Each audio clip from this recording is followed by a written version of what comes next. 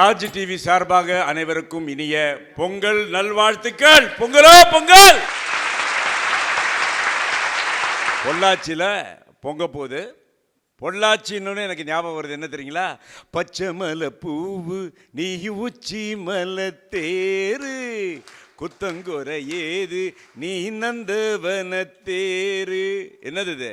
கிழக்கு வாசல் படம் என் வாழ்க்கையிலே சினிமா வெற்றி தந்தது இந்த பொள்ளாச்சி.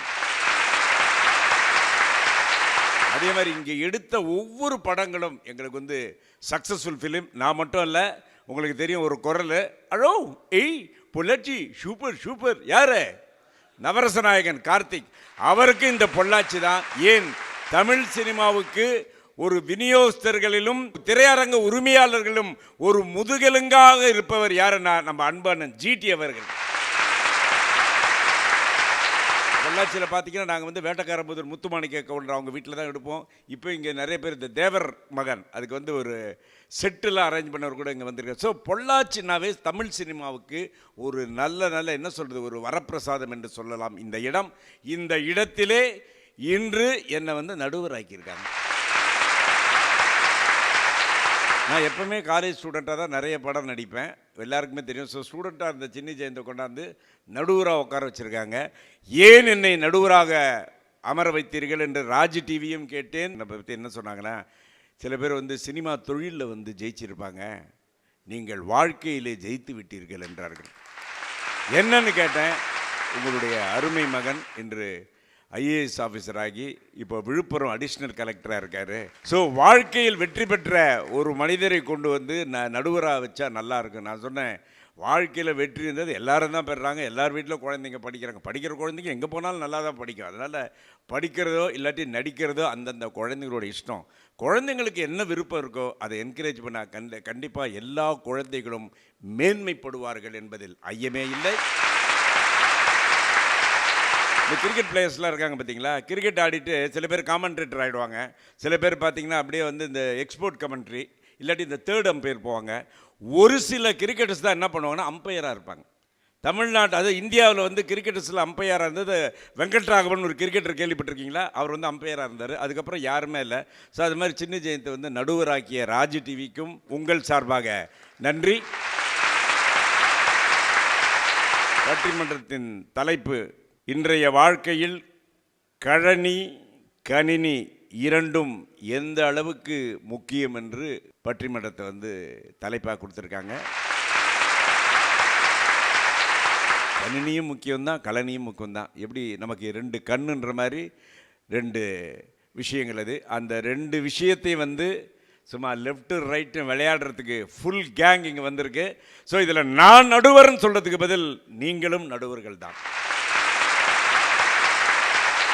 நான் இதில் இந்த நடுவர்களை நான் அப்ரெண்டிஸ் மாதிரி தான். ஏன்னா எனக்கு முன்னாடி இங்கே இருக்க ஃப்ரண்ட் ரோல் உட்காந்துருக்க ஜாம்பவான்களாம் நீங்கள் வாழ்க்கையில் பார்க்காத விஷயங்கள் கிடையாது. நீங்கள் வாழ்க்கையில் சந்தித்த ஒவ்வொரு விஷயத்தையும் நீங்கள்லாம் பிரமாதமாக சால்வ் பண்ணியிருப்பீங்க. இதில் நான் நடுவர் என்று சொல்வதை விட நடுவில் உட்காந்த ஒரு ஆடியன்ஸ் மாதிரி தான் நினச்சிக்கிறேன். ஸோ நீங்கள் எல்லாம் நடுவர்கள், அருமையான தீர்ப்பை இந்த இரு அணிகளுக்கு கொடுப்போம். கண்டிப்பாக இந்த பொங்கலை மிக பிரமாதமாக கொண்டாடுவோம். இங்கே கூடியிருக்கக்கூடிய பெரியவர்கள், சாதனையாளர்கள் அத்தனை பேருக்குமே வணக்கம். காக்கியின் காக்கி ஏன் போட்டுட்டு இருக்கீங்க? நான் ஏற்கனவே கை கொடுக்கும் கை படத்துலேருந்தே இவரை தேடிக்கிட்டு இருக்கேன். நான் தேடிட்டு இருக்கீங்களா? கையில் உண்டிக்கோலும் குண்டுலாம் வச்சுருக்கீங்க, தேடிட்டு என்ன அடே கடன் வாங்கலையா நான் உங்ககிட்ட? கை கொடுக்கும் கை வந்தது 1984. இப்பவும் ஒரு 5 படம் நடிச்சிருக்கேன். என்னுடைய திரையுலக பயணம் இது 38வது வருடம். நல்ல வேலை நான் ஒரு ஹீரோயினாவோ ஒரு லேடி கேரக்டராக இருந்தால் இப்போ என்ன எப்படி இருந்திருப்பேன்? 38 வருஷம்னா.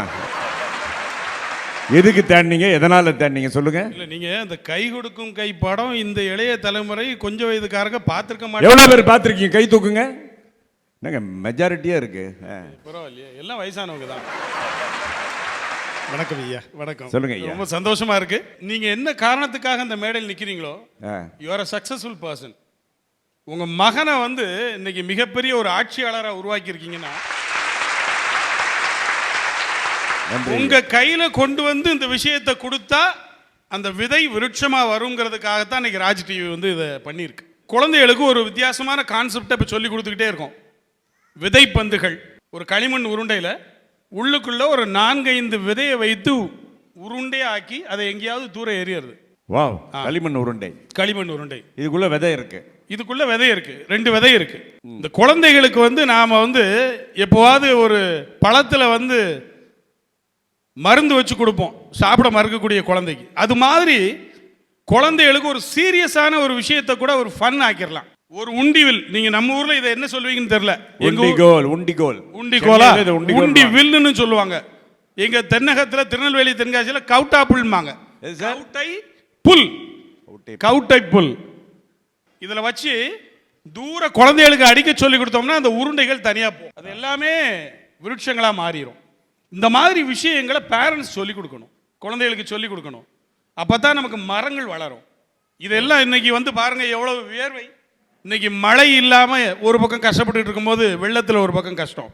நாங்க இதுவரைக்கும் 26 லட்சம் விதைப்பந்துகள் செஞ்சாச்சு. இதை செய்தது நான் அல்ல, ஸ்கூல் ஸ்டூடெண்ட்ஸ். கவர்னர் பார்த்துட்டு விதை உருண்டைன்னா என்னன்னு கேட்கிறாரு. அவருக்கு ஒரு 6 நிமிஷம் இதை விளக்கணும். What is seed ball, how you will use it, இதை என்ன பண்ணுவீங்க. இது பூமியை போய் தொட்ட உடனே அது மரமாயிருது. Something is better than nothing. 5 விதையில 4 விதை வந்தாலும் சரி, 3 வந்தாலும் சரி. இது வெறும் 30 ரூபா உண்டிவில், 30 ரூபா. யார் மேலேயாவது பற்றக்கூடாது. கண்டிப்பா. ஒரு பொது வழியில, குளக்கரையிலையோ ஏரிக்கரையிலையோ எங்கேயோ சாலை ஓரத்திலேயோ இது விழுந்துச்சுன்னா, சோ இது வந்து கிராமப்புறங்களிலே மைதானமான இடங்களிலே செடி கொடி வளரும் இடங்களிலே இதை யூஸ் பண்ணலாம்.